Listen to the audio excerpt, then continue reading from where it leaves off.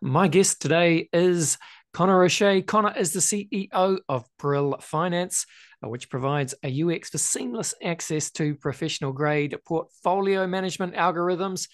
So users can, trade, earn like experts. Hey, welcome to the show, Connor. Thank you so much for having me. I really appreciate it. It is a pleasure. Connor, let's do what we do at the beginning of the show. It would be cool if you could please introduce yourself. Love to hear some of your personal and professional backstory. I suppose, what you've been doing in the lead up to, doing your thing at Bril Finance. Sure. I guess have a bit of a non-traditional start. I think way back when, as a high school dropout, probably around freshman year, I pulled out with my buddies and worked in a startup that was writing bots to sell gold in Evercrest and World of Warcraft way back in the day. And we ran that for about 5 years. Obviously a very heavy taste of payments, with PayPal and all that early days. Tell everybody it's really cool to drop out of Harvard. It's not cool at all to drop out of high school. So went back, got a GED, went to college, started in financial services consulting. I think I really enjoyed that early aspect of the industry that I was exposed to. I worked at PwC and Booz and a few other places, between Tokyo and London, mostly helping large banks and asset managers either reduce friction with the government or improve their customer experience. After that, I left. I went to JP Morgan. I joined the strategy team. I guess there's a few of them. Rotated through most of the C-suite support functions and landed in the iBank. Decided then, at that point, after about 7 years at JP Morgan, decided that I really had a strong interest in crypto, obviously beyond just the usual token speculation, which is pretty much where everybody kind of gets their foot in the door. Really started to understand the profound impact that the technology could have both on the financial services sector and kind of the world at large. So I kind of did what I had done previously, which is I looked up kind of the biggest, baddest kind of shop once I kind of had my interests and tried to jump in there and hone my skills. So I found Binance, joined Binance after JP. I worked there in various capacities, mostly in corporate development with kind of CZ's corporate development team. It's kind of a mix of trying to seek permission to operate from governments as well as basically develop large partnerships with Web2 brands like BMW, kind of that stuff I worked on ultimately. And then kind of got bored of it, to be honest. It was kind of still very Web2 stuff, if that makes sense. So I decided I really wanted to get kind of really deep into crypto and joined the BNB Foundation and more or less kind of did BD for all of the DeFi projects that I could there. Did that for about 2 years. And then the opportunity came to join a portfolio company as CEO. I think Bril had done very well. It was a kind of an interesting thought experiment, and we had success at that point early on. But they really, asked me to come on board full time and kind of be a more traditional operator and begin to scale out what the engineers and the team had already begun during the downturn. And I guess the rest is kind of history. Yeah, thank you, Connor. That's fascinating, actually. Like, if you were to construct a person on paper that you wanted to be, a DeFi guy, go deep into DeFi, you'd say, well, let's start them off with a history and perhaps, a World of Warcraft or something like that, and then let's run them through JP Morgan, give them some, legacy finance experience. Let's put them through the Binance Academy and put them close to CZ for a while. And coming out of that, then I think, you'd be extremely well seasoned and prepared to be right on the frontiers of the wonderful world of decentralized finance. I would suggest, Connor. Yeah, absolutely. Thank you, man. I definitely have had some sunburns, and the Icarus wings have been toasted. I'm still flying, but it has been an adventure everywhere I've been, both in the Web 2 side and certainly on the Web 3 side. Yeah, I like it. I like it. All right. Well, look, let's begin to explore the wonderful world of DeFi then, and Sure. particularly what you guys are building at Bril Finance. So, Yeah, Brilfi, DeFi. Do you want to give us the kind of the top the main points as to what you guys are doing? Sure. So I think of where to begin. I'd say it's really two pieces. So you can think of it maybe like a horizontal and vertical, or horizontal and vertical integration is a really good way that we would describe it kind of in the financial strategy world. In plain English, what that means effectively for customers is you can effectively log in and it'd be like a bazaar, right? So you'll be able to see all kinds of different product offerings. Back in the day, we said that was kind of yield aggregation. That might be the very, yield aggregators seem to be the very, very beginnings of crypto. Tons of problems with that, obviously, in the past. That's where our journey kind of began, right? Which was wanting to offer the best return and the best performance for our customers. So offering that bizarre products that you could go through one user interface and select. And then on top of that, we would do basically what you call like the Web2 betterment or automated wealth management functionalities, right? So basically having your own kind of virtual private banker. So let's say you log in and you've got $1,000 of ETH, right? And you can log in and you can see a portal and a list of interest rates or return profiles. You're like, oh, I'll pick the highest one, right? That's cool when you first start your first day, right? But that's not that impactful for long-term wealth generation, right? So you need a few different things, right? So you decide your risk level, right? And then on top of that, you want to go back and offer back testing to individuals, right? So they can see, hey, if I would have chosen this, what would that have looked like 6 months from now?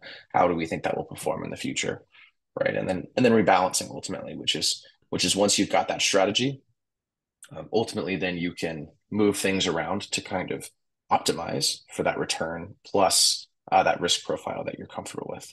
So that's the one piece. And there's a lot of people who have attempted to do that in different areas, right? I think just basically having an API where you can connect a wallet, have a bunch of percentages that apply to basically the portfolio. Very simple to do, relatively speaking. Being able to offer all of that in a seamless package, much more difficult. And that's ultimately what we have tried to do, which is to bridge that kind of Web2 automated wealth management betterment world with all the wonderful products, yields, and services that are offered on the Web3 side. It is very challenging. Obviously, there's a lot of politics in here too, depending upon like how centralized you want to be, right? Because if you want the best possible customer experience, you want to be basically replicating an exchange like a Coinbase, right? If you define best as completely friction free, where I can go to a 60-year-old accountant at my own firm and I'll partner in PwC, right? And say, hey, like sign up to this, click in your Bank of America details, and bam, you've got crypto, right? You've got that on the left side, and then on the right side, you've got 27 different MetaMask accounts and 23 different dexes and 27 wallets, and you're trying to figure out like what goes where with things disappearing and all of that. So we've tried to stay in the middle, right, where we definitely want to offer a decentralized platform for our users, but also trying to tailor it in such a manner where we reduce friction as much as possible. Where you could get, like my little sister, like who's 18 could jump in and doesn't have to have a statistics degree to figure out like how to get some exposure to the great growth we've had. So that's kind of one piece. And the second piece, and this is what really makes, in my opinion, Bril really unique. And this is something I learned at JP Morgan, which I'm happy to talk about in greater detail as well, is we also wanted to offer the yield products themselves, right? Because it's one thing to aggregate a bunch of things that other people have built. It's quite another to build your own tools and then make sure that your tools can ultimately compete against those in the larger markets. So we have a liquidity provision algorithm, which has been quite successful. We've been running that for about 6 months. We've got somewhere around 22 AMMs that we're integrated on, 13 chains. I got 27 mil in TVL through those vaults alone, through our EG infrastructure. It's been quite successful. APR ranging from like 20 to 100%. In some cases, usually over 6 months, you get somewhere in the middle of that rate, which has been like 40 to 60. In some cases lower, depending upon liquidity provision needs. It's been wildly successful. People are very happy with that. We started with Binance, obviously, where I came from, partnerships with the Binance Exchange, as well as PancakeSwap, which is we've been kind of their premier partner, and they've been very, very happy with the performance. That's kind of one piece. We've also started a brand new product. Like we're calling it the flip strategy, but we'll figure out exactly how we want to name it down the line. But basically, it's going to be a stablecoin strategy. So it's going to try to basically rebalance, right? So tokens below peg and flipping them from profits above peg, right? So trying to generate value ultimately through like efficient token swaps near peg. We also want to obviously reduce the risks associated with unfavorable trading. We've done surprisingly well on that.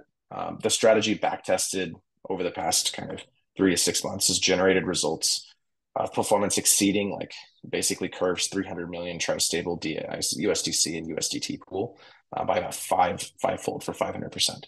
So we'll be interested to see if we can both kind of offer that seamless, nice customer experience on the top end while also providing products and actually competing in the space to be yield generators as well.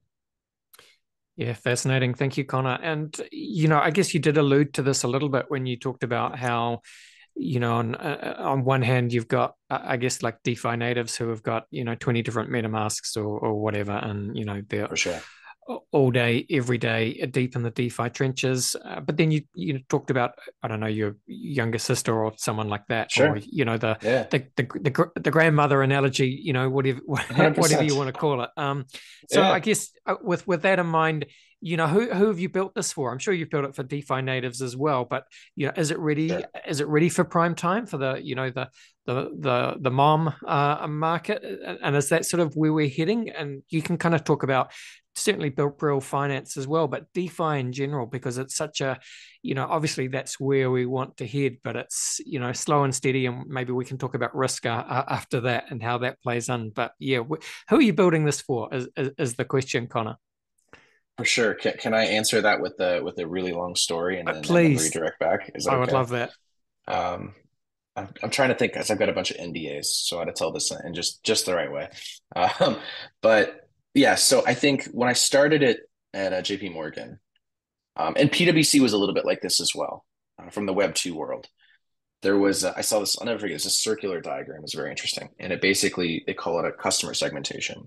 And marketing strategists do this all the time. They like figure out, okay, well, like who's your customer, right? I did this for like Pepsi and Tiffany and luxury bags, a bunch of other stuff before.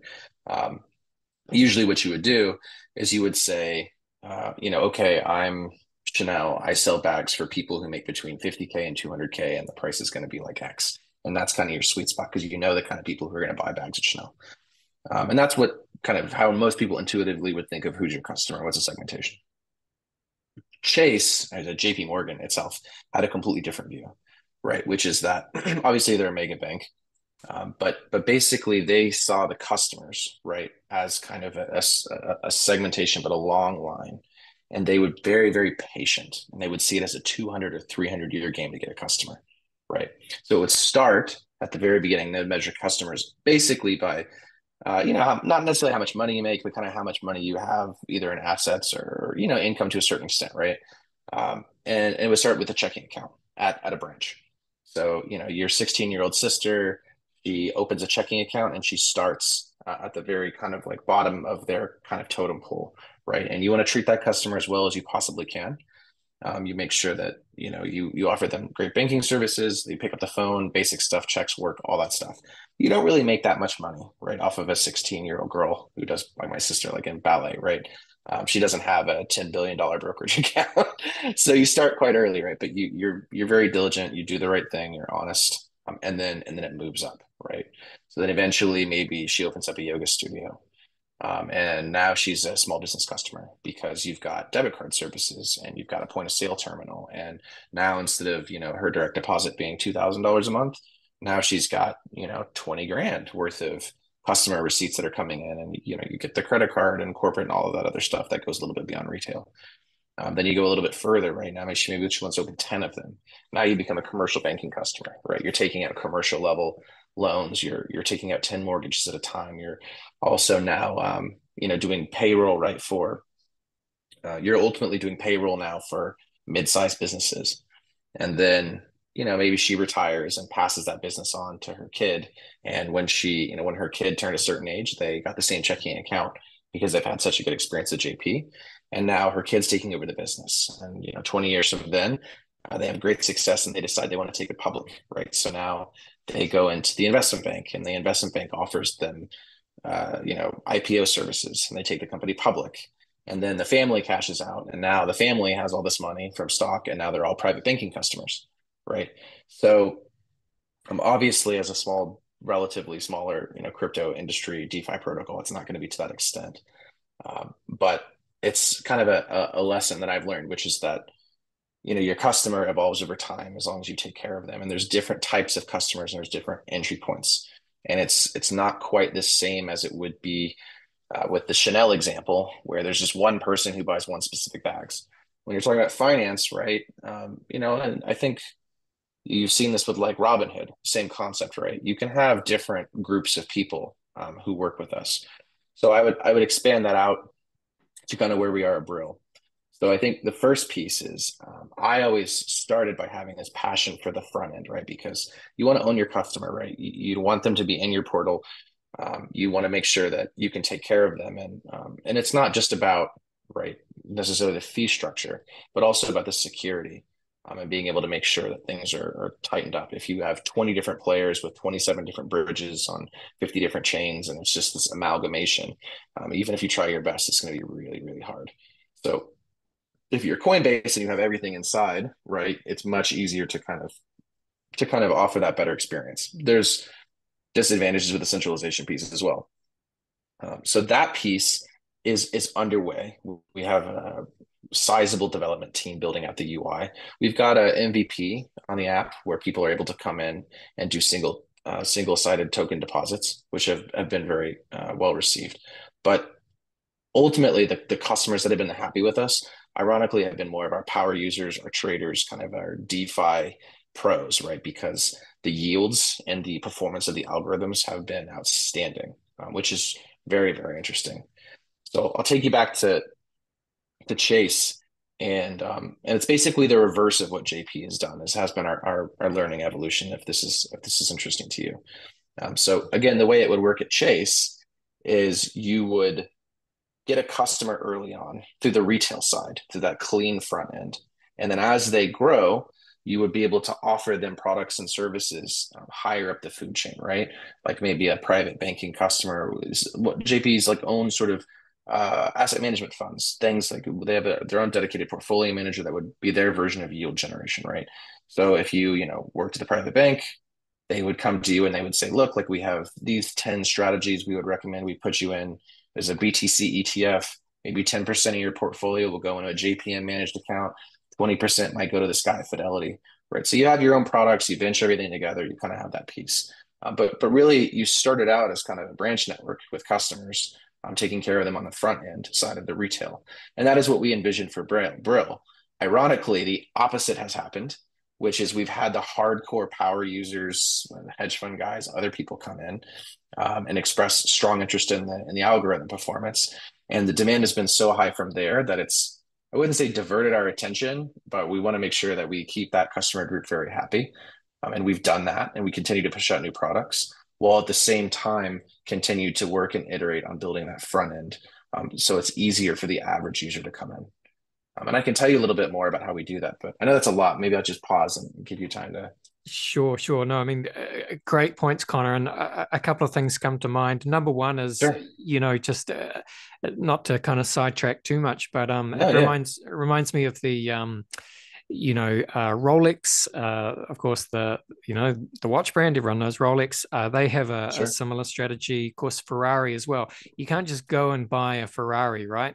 And you actually can't just go and buy a Rolex, particularly one of the higher end Rolexes, a Daytona or something like that. You have to go and you have to build a purchase history with an authorized dealer before you can even get on the wait list for the really desirable models. And of course, it's the same with Porsche. You can go into a Porsche dealer and buy a Cayenne or something like that. But if you want a GT3 RS, man, I don't know how many Porsches you need to buy before you get to kind of that kind of level of customer service. And so For sure.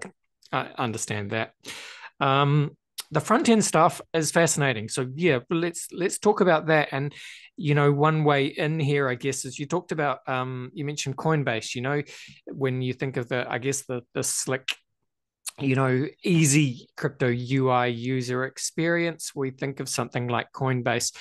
But ironically, I'm not sure if you've seen this, Connor, but as we record today, it's Thursday the 29th of February I'm where I am. familiar. And we're right in the middle of this week.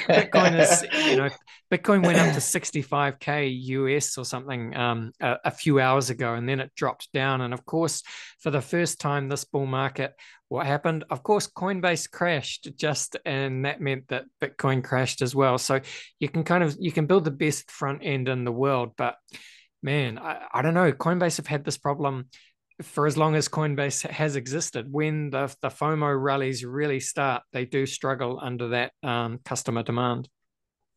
For sure. And I could talk about this for hours, man. I think it's endlessly fascinating. I used to get grilled constantly at Binance about centralized versus decentralized, Yeah. right? And what's the definition of a good, user experience? So if we take, and I'll give you an example of what I mean. If I take one of our Ferraris, our power users that love our algorithms because they're getting crazy returns on them, they're happy to go through hell, frankly, to connect to. Not that they do, it's not an issue with us, but they'll jump over hoops, right, to get to the wallets and MetaMask and make sure the tokens are correct and all that other stuff. That couldn't possibly be different than, say, my sister who wants to log in on her iPhone only, doesn't know what a wallet is, doesn't know what a token address is, doesn't understand the concept of ERC, right? And she just wants to click the Bank of America button on her phone and then have that checking account swap with BTC. For her, that's the definition of a good customer experience, right? Um, for the power user, it's just sheer return. And then for everybody else, probably somewhere in the middle. Now, the question becomes, why even have DeFi, right? Why not just have everything on these Web2 kind of platforms that are completely centralized? And there's a long list of reasons for why you wouldn't, why you want it. One of the main ones is a lack of censorability for the global financial system. But a second one is obviously downtime, right? So, I mean, this is something that all Web2 company, we dealt with the Visa network going down at JP, right? You have any idea how much money is lost on every 30 seconds when Visa is down? It's a lot. I know, because we literally had Jamie Dimon call us at 1 a.m, basically freaking out that the network was down, right? So I would say it's not a Coinbase specific thing. I think, look, if you basically have all this infrastructure in house, you're going to have kind of two core issues. So one, you're going to be dependent upon your own, usually hardware and software implementation, right? And then two, you're going to have a lot of Web2 specific processes. Like, people think of KYC, for example, and OFAC and all the other compliance mechanisms. Oftentimes, when I think of kind of the value of decentralization, it's not, oh, I don't want to be KYC'd because I'm worried about tax or something like that. It's actually that, like, we'll use Coinbase as an example. If you flip open your app right now and you press buy 30,000 USDC, and then you flip USDC to me for 30,000, what happens at a Chase or even at a Coinbase is those transactions haven't executed oftentimes, right? And they'll tell you like you've exceeded your limit for the day because they have all these other processes that you can't see that are operational. They have to go through. Basically, what they do is they extend you basically loans, right? You can't see them, but that's ultimately how it works on their back end until all those manual processes are complete. And I understand why we have them, and I think it's not necessarily a bad thing to have them, right? But the vision of crypto is, hey, I'm going to flip you $1 billion on ETH, and it's going to take 10 minutes, and I'm going to pay a $2, fee, right? You can't do that through a centralized platform. And usually what happens is people will say like, oh, it's because you're, trying to do some sort of shenanigans. It's like, no, that's not the case, right? It's look, like if you can't transfer for more than $10,000 and it's going to cost you, 3% every time you do foreign transaction, and it's going to take, Coinbase and other people 2 days to verify the transaction, then why the hell, why are we even doing this? Just you're back at banking, right? Which is what we're trying to advance. But then you have the other element as well, right? Which is that these guys are also still human. They can be frozen for a ton of different reasons. And it's usually going to happen when demand is incredibly intense. And that is when demand is incredibly intense, that is the worst possible time for things to go down. It's tough. I empathize with them. So on that basis, we've tried to strike that balance, right? Obviously, we'll be fully legally compliant, are fully legally compliant, but that's you have to decide where do you want to be on that spectrum, right? Do you want everything to be housed internally? When I'm dealing with the pro traders, like I was talking about earlier, the first thing they'll say to you is not your keys, not your crypto, right? So if I said to them, hey, I'll give you access to my products, but I'm going to need you to give up your wallets and keep everything, on US shore, that wouldn't, sit well with them, because if they, like, for instance, today decided they wanted to liquidate a position, and I could have a Coinbase moment, right, where my infrastructure isn't able to support that, and then I can't return their funds to them for whatever strategy they need to do.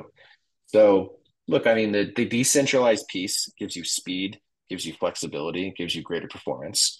But I can't connect my sister's wallet at this time, or I can't connect a Bril wallet right directly to her Bank of America account seamlessly, with her face on an iPhone, and get her in the platform and in the crypto world with a YouTube video in 2 minutes, right? I can't do that. Binance and Coinbase can, but then as we said, there's disadvantages with that platform as well. Yeah, makes perfect sense. Thank you, Connor. So, all right, you've explained that people are loving the product already. Sure.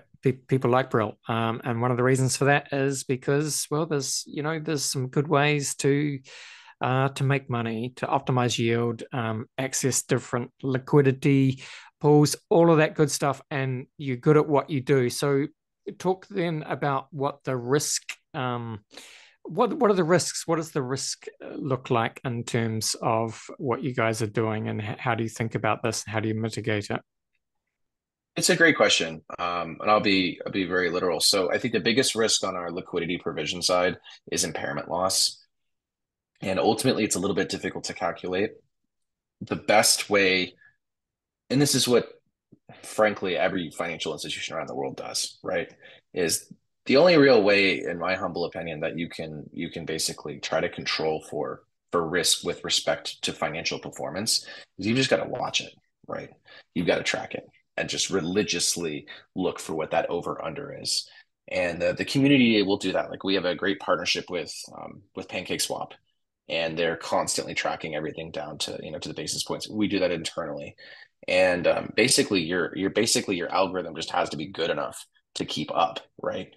If it's not fast enough, or if the code isn't sufficient, just the same way that like a Goldman high frequency trading desk would work, right? If you think you're hot stuff for 2 years, all of a sudden some quant who's like 13 gets a job at Citadel and finds a hole in something like that, and then suddenly you're getting beaten on every single trade, right? So the truth is, like, it's just very simple, right? It's hey, what's your return over a long period of time? And every day that goes by that the return is basically exceeds the competition, you bolster your strength. And then it's like indexing, like buying an index fund in Web2. But you have to stay on top of it. You have to track everything religiously from a financial performance standpoint. And then if things were to go really, really wrong, just pause it, right? I mean, that's the best way to manage any kind of strategy from a financial performance. That's what everybody does ultimately. I think then there's the other piece of the risk, right? Which is, unfortunately, the further you go away from a centralized model, you get basically engineering and ultimately just your traditional kind of security risk of bridging and things of that nature, right? As you get popular, as your TVL grows, as your reputation increases, scammers are going to target you. They're going to try to create Bril.com with an extra L and things of that nature, and fish people, and all the good DeFi stuff to try to squeeze people. And that's really just the risk, in my humble opinion. The further you go away from a centralized solution, you just open yourself up to that. We're very fortunate in that our technology team all comes from hardcore, frankly, like TradFi and computer science backgrounds, right? So our guys were all IBM, JP Morgan. We've had to deal with cybersecurity risk forever, and same thing, right? Like you're never gonna run a DeFi company for 10 years and not have an issue, right? So the main thing is just being on top of it all, and then taking care of your customers if something goes wrong. Um, and Yeah. that's it. Yeah, absolutely. All right. Well, speaking of those customers, the users, you know, I guess, in one respect, Connor, it couldn't really be a better time at the moment to, be building out your different products and attracting people to your platform. For sure. As you know, the market is making moves and more eyes on crypto, more eyes on DeFi. So what do you do and to kind of make the most of that situation for Bril Finance and kind of wave your flag and say here we are, here's where you should be deploying new capital and making the most of the current market conditions? It's a great question. And it's tough, right? Because so I can tell you a little bit about my own analysis way back in the day. Basically, when we were working in the bear market, we kind of figured out that there really wasn't a lot of money coming in or a lot of money coming out. So rather than building this, focusing all of our energy in the downturn on building the absolute best front end UI we could, we actually deprioritized a lot of that because there wasn't basically new entrants, right? So if you build a beautiful new car dealership and no one's buying cars, you're not necessarily going to, to grow in a downturn. So the only way that you ultimately attract new customers is by having a better product than your competition. Hence our yield products that we've been working on and had success with. That's a little bit like a knife fight in a dark elevator. It's really tough, right? There's a lot of smart people out there, and to beat them and frankly stay on top in terms of it's all a commodity good, right? Like just can you provide a better yield than the next guy? And we've been able to do that. So from winning over basically our institutional guys, our kind of our high performing traders and our kind of wealthy degen guys, like that's pretty easy. The next piece, I was really hoping we would be able to catch a bunch of new entrants on the Web2 group, right? A lot of people I used to work for and worked with, all on the TradFi side, they all want to come into crypto now. And they call me and they're like, oh, I'm super interested in Bril. What's a wallet? So it's like, oh man, it's gonna be rough. Um, the ETF, I think, in my opinion, obviously BTC ETF has been a blessing and a curse for Bril. So it's a blessing in that it's generating tons of buzz. It's driving up the value. It's very impactful for our liquidity provision algorithms because there's so much more movement, right? And as the price jumps, all of that, it's just a great place to be. Um, However, for those new entrants that I'm super interested in, that beautiful front end is a little bit difficult because if I'm like working with my sister, right? Would I have her open a Coinbase account, buy a bunch of BTC, and then have her connect the wallet? Or does she just flip open her Fidelity app that she already has her 401k into and allocate 5 or 10% of that to the BTC ETF? Right. And I think that, call it in investment banking, there's something called fiduciary responsibility, which basically means like do the right thing. And realistically speaking, right, if they don't have the passion and the interest for it, um, it's probably just better for them to get exposure through Bank of America or JPM or, Fidelity's ETF. And that, while, raises the total, all tides, right, raise the votes effectively. It's not a good entry point for ultimately for Bril in that front end piece. So we're gonna have to do two things. One is speak with individuals like you, try to get the word out, obviously, among others, to direct people towards our front end. But also two, do some YouTube videos, right? Some like very specific tutorials. This is something we're going to work on, where we literally for TradFi individuals or first time users, we say like, hey, here's the advantages of basically using these products and services. So in the case of a novice, maybe somebody who wants to get into crypto, has passion for it, you wouldn't want to buy an ETF through a financial institution because you can't do anything with that crypto. In our case, if you opened up a Coinbase account, you bought $10,000 of the BTC, you could then take that BTC, connect it to one of our vaults, obviously, and then you could be able to gain the appreciation on the BTC as well as get, 20, 30, 50, 80% APY on the actual coins that you hold. That's a very, very material difference between having that ETF and just getting the price appreciation, as well as putting the currencies that you own to work. There is that use case. That's been very powerful, which is another advantage, by the way, of owning your own products and services.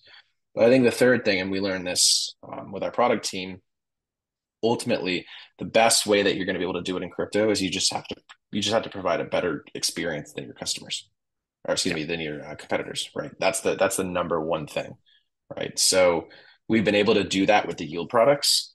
We're going to, and we're doing this now. We're doing another strategic raise, and we'll spend at least another um, 7-digit number on just developers and product, right, to optimize that.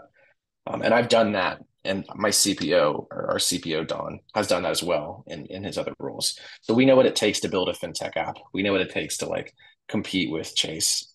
Um, and you just have to basically get in there and code it and build it and test user feedback and make sure that it's the best experience you possibly can generate, and then stay in it for years, right? Iterate constantly. Yeah. And look, it sounds like, Connor, you have all the pieces of the puzzle to really build that out. You got the world-class engineering team, I guess, the product team, and all the kind of the deep experience from all backgrounds. And of course, that means you're well equipped to win that knife fight in the dark elevator.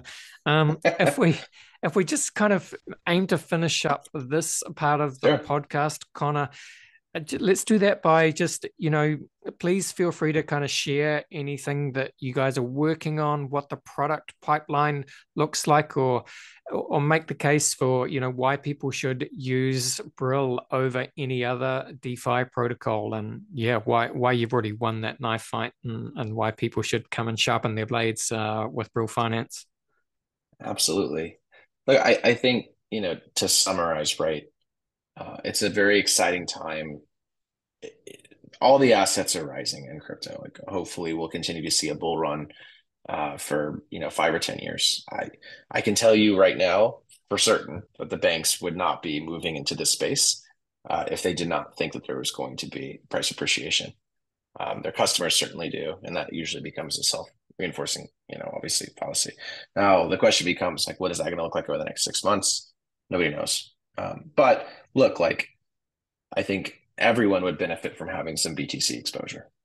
And if you want to get interested in crypto, right, just beyond the having some, holding some BTC in an exchange, you can put that money to work, right? So you just some basic math. You buy, $1,000 worth of Bitcoin, you'll get the price appreciation on it. I think year to date we're at like probably 40% or something like that. But you can also put that money to work, right? You can utilize one of our products and services, particularly like our yield algorithms, right? And you can be able to generate substantial return in addition to the price appreciation. So it's an opportunity for you to get access to both with relatively low risk. Um, the front end piece is under construction, continuing to advance. Again, we have our MVP up and available, but it'll take a little bit more time for that to go to where kind of the novice will be able to jump in and have all of those features and functionality available at their fingertips. Expecting over the next 2 to 3 months, but obviously new entrants will have a significant advantage going from the beginning. Yeah, makes perfect sense. And just look, obviously links are in the show notes, but just shout out where people can go to learn all about Bril Finance and jump right in. Yeah, 100%. It's Bril.finance, and we have our socials and all of that, which I'll include. You can, follow us on Twitter, follow me on Twitter, do some interesting articles. If you're super interested in kind of the intersection between traditional finance and crypto, which is where all of us are from, we kind of have this thesis of the banks want to become crypto companies, and that most of the crypto companies probably want to become banks to a certain extent. And if that's like an interesting thought piece, you can follow us and read about it. But on top of that, you can get exposure to that thesis through Bril, which is what we do every day. Awesome. Thank you, Connor. I think what we do now is we go to a very quick break and then we'll come back. We'll have some fun. We'll finish off by running you through the very famous crypto conversation hot take round. Back in 1 second. And boom, we are back. I'm with Connor O'Shea. Connor's CEO of Bril Finance. Yeah, a really fantastic looking DeFi protocol to help you, optimize yield, all that good stuff. Connor, as you may or may not know, I like to finish each podcast with a quick round of rapid fire crypto conversation hot takes. Are you up for it? Sure, absolutely. All right, just going to run some questions at you, Connor. Just want your kind of honest answers, hot take style, rapid fire is kind of how we do it. But question one Sure. for you. Question one for you, Connor, is where would you say that you sit on the Bitcoin maximalist to multi-chain opportunist spectrum? That's a great question. I used to think of Bitcoin as silly, and now I've become quite the maximalist over time. Nice. I like it. Great answer. What would you say then is your firmest conviction crypto opinion, Connor? That's a great question. The TradFi guys are going to want to become crypto shops. Well, they stand in public and say they won't. Yeah. Yeah. Yes, indeed. Certainly seeing that happen at the moment. Look, Connor, Bill Gates famously said that we tend to overestimate what we can accomplish in 2 years and underestimate what we can accomplish in 10. You'd be familiar with that kind of concept as a builder across different areas of the finance industry over For time. sure. So 10 years is a long time in crypto, long time in blockchain, but anything you like here, Bitcoin, DeFi, Bril Finance, what does it look like in 10 years' time? Yeah, absolutely. I think, look, the big thing is payments, right? So, in my humble opinion, most people are excited about crypto just because of price appreciation of the token. But the realistic piece, in my view, is that it solves the payments problem. So you can send someone $1 billion in 10 minutes for $2. And that is something that no bank can do efficiently. And everything I think will stem from that. Yeah, makes sense. Very well said. Okay. Another way of thinking about this is a great quote by William Gibson, who, of course, said, "The future is already here. It's just not evenly distributed." With that in mind, Connor, can you think of an example of the future being here right now, but most people aren't aware of it? Yeah, absolutely. So while all the banks are basically saying in public and in congressional testimony that this is evil technology or that it is non-compliant with the government, there's teams of hundreds of people inside all the banks, right? So they're already implementing this technology. Every major bank has already got crypto teams. They're all running private blockchains, and basically what they're going to do is they're going to retire their existing operational processes and replace everything with blockchain tech on the inside and digital assets tech, and just basically the customer just won't even know. When you move money through your Bank of America checking account, it's just going to be on the blockchain. Yeah. Okay. Well, look, give us a sense of, you spent time at JP Morgan. Sure. Jamie Dimon, head of JP Morgan, is famously anti-Bitcoin, even to this day, even while every now and again you see JP analysts put out a new report saying, they're very bullish on crypto, extremely bullish on Bitcoin, and you see, BlackRock and Fidelity and doing the ETFs and so on. So there's obviously a For sure. huge move towards a Bitcoin. Why is Jamie Dimon still, is it the friendship with Elizabeth Warren or just politics? Let me answer this one carefully. I know Please. that rapid fire one. I spent time there. So look, they've got hundreds of people working on this stuff inside JP, maybe even thousands, depending on how you would quantify it, right? Um, Jamie's in a tough spot. So Jamie is, first of all, let's commend him because most of your type A CEOs, when they don't like something, they just shut it down in a very authoritarian manner. And what he's doing is he's saying, I don't like it. I think most of the stuff is basically garbage outside of the blockchain fundamental technology itself. In his mind, speculation on Bitcoin is probably a terrible thing. And that's a speculation on anything. right? So Warren Buffett and him are probably very aligned in that sophisticated investors only buy productive assets. They don't sit and hold gold. That's a weird concept for them. He's also has multiple guns to his head from every regulatory agency you can possibly imagine. People have no idea how absolutely intense it is, right? So, expectations, just to give you like a little bit of a flavor, right? So I think there was 30 different regulators that managed one of the desks that I had exposure to, 30 different people pounding you for information on everything from race, religion, gender, finance, exposure, right? Like tons of stuff. And everybody has a different opinion on it all. I mean, it's a very complex system. So he has to make sure that they're all comfortable. And you aren't going to make 30 different government agencies comfortable when you hold 50% of US customers in your bank by telling them that you're going to expand experimental technology out to, your grandmother's pension. That is not how you win the public opinion war with the regulator. He's got like very serious responsibilities to protect the fundamental financial layer. I think that's fair. Then we can get into like speculation. So this is not good for JP's business model, right? Payments is extremely profitable. If I want to send you money, it's 3% plus foreign exchange and everything else. Jamie and the others would tell you, look, we can't do retail payments realistically in the way that, crypto can, because we have all these operational processes. We have to abide by KYC. We have to abide by OFAC. We have to do all the AML checks. We can't just, we need 2 weeks to process a check because the government makes us. So how is it fair that, an FTX gets to send money in a minute and settle the transactions without having to go through this rigmarole? And CZ, I actually think, used the best analogy, which I loved, which was basically Uber, right? So, you have taxi guys at the airport being like, hey, I had to get like a license and I have to go through like the taxi lane. And a third of my income gets taken by the state of New York. And you get a call some random guy and they just pick you up and you don't have to do any of that. How is that fair?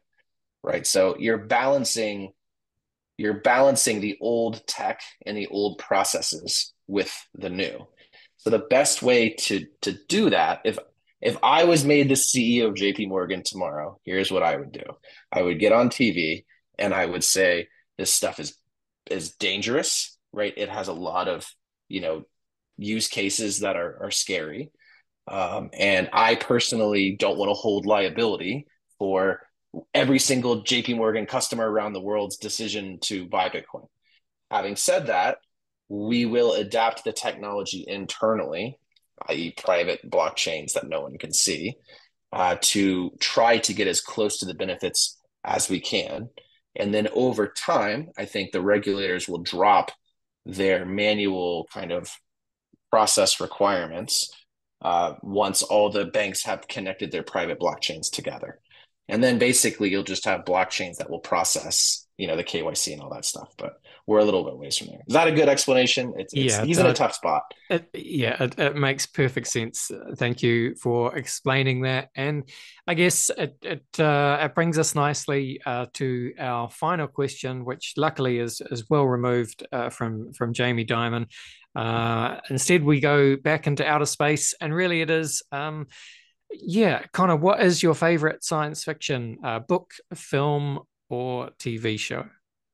Oh man, I love The Expanse as a TV show. Probably one of Yes, my favorites. I also like Battlestar Galactica a lot. A yes, huge nerd.